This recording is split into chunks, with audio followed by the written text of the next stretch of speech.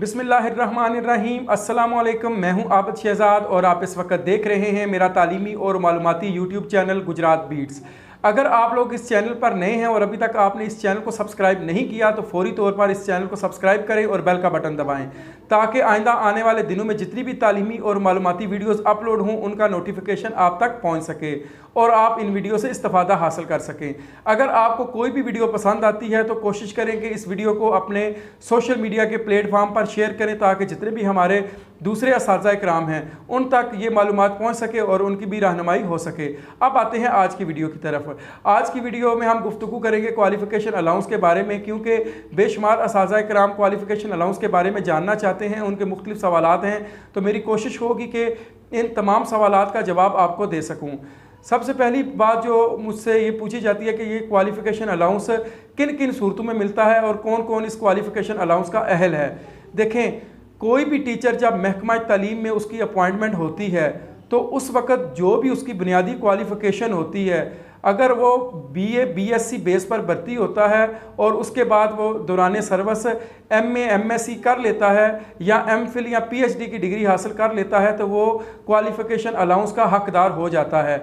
लेकिन वक्त के साथ साथ कुछ कवानीन में तब्दीली भी आती गई, क्योंकि इससे पहले ये होता था कि कोई भी टीचर जो महकमा तालीम में उसकी अपॉइंटमेंट होती थी और बाद में वो अपनी क्वालिफ़िकेशन का लेवल इंक्रीज़ कर लेता था तो महकमा बतौर एजाज़ उसको सालाना तरक्कियाँ देता था, बीए बेस पर और एमए बेस पर, उसके अलावा सीटी और बीएड करने पर भी उसको इवन उस टीचर को सालाना तरक्कियाँ मिलती थी। यानी क्वालिफ़िकेशन अलाउंस नहीं मिलता था बल्कि उसे सालाना तरक्कियाँ दी जाती थी।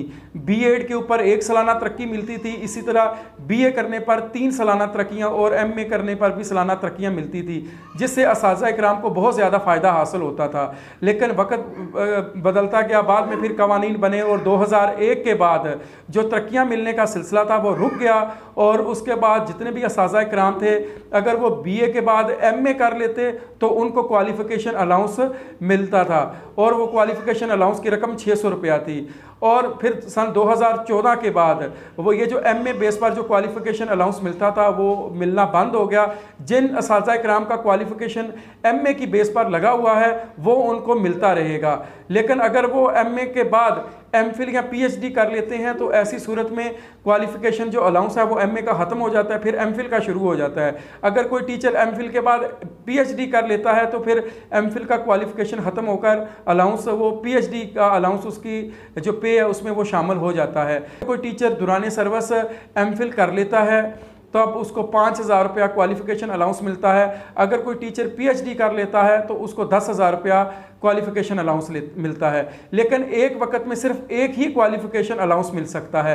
ऐसा नहीं हो सकता कि आप पहले एमफिल करें वो 5,000 रुपया अलाउंस लें और उसके बाद पीएचडी करें वो 10,000 अलाउंस लें। इस तरह 15,000 रुपया जो है वो अलाउंस बन जाता है। लेकिन जो महकमे का आर्डर है कि वो एक वक्त में सिर्फ एक अलाउंस, कि अगर आपने एमफिल किया है तो 5,000 मिलेगा, अगर आप एमफिल के बाद पीएचडी भी कर लेते हैं तो एमफिल का अलाउंस ख़त्म हो जाएगा और आपकी जो पे है उसमें पीएचडी का जो अलाउंस है वो 10,000 शामिल हो जाएगा।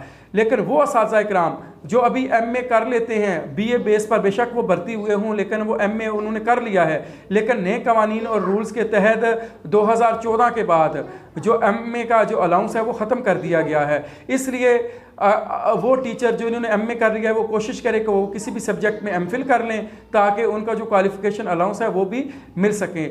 ये बात याद रखें कि आप जिस भी यूनिवर्सिटी से एमफिल या पीएचडी करेंगे वो यूनिवर्सिटी एचईसी से रिकग्नाइज होनी चाहिए। अगर आप जिस भी यूनिवर्सिटी से एमफिल या पीएचडी करते हैं और बाद में पता चलता है कि वो एचईसी से रिकग्नाइज नहीं है, तब आपका टाइम भी ज़ाया होगा, आपकी रकम भी ज़ाया होगी और आपको क्वालिफ़िकेशन अलाउंस भी नहीं मिलेगा।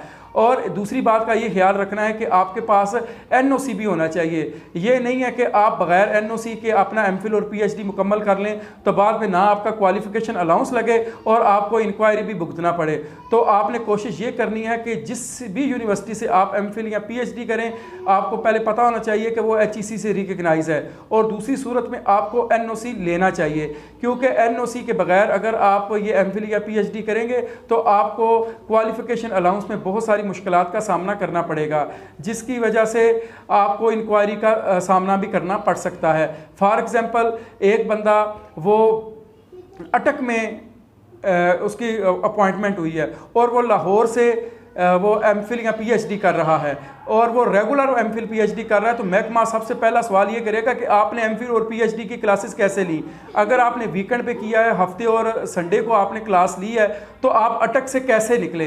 एक महीने में एक छुट्टी मिल सकती है, तो आप ये 4 दिन क्लासें लेने कैसे कि, तो इस तरह के बहुत सारे जो सवालात हैं उनका सामना करना पड़ सकता है। तो इसलिए कोशिश करें कि आप जब भी किसी भी सब्जेक्ट में, किसी भी कोर्स में, किसी भी यूनिवर्सिटी से एडमिशन लें, तो उसके लिए ज़रूरी है कि आप पहले एनओसी ले लें। आप एनओसी की एप्लीकेशन जो है वो फॉरवर्ड कर दें और जब एडमिशन हो जाए तो उसके बाद आप दोबारा से वो एनओसी का पूछें कि एनओसी कहाँ तक पहुँचा है।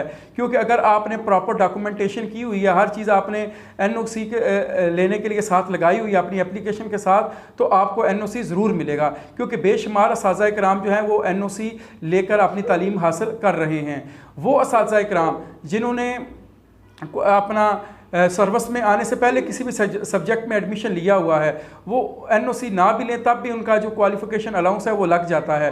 लेकिन अगर वो एनओसी ले लें तो ज़्यादा बेहतर है, क्योंकि उनको पेपर देने में भी आसानी हो जाएगी।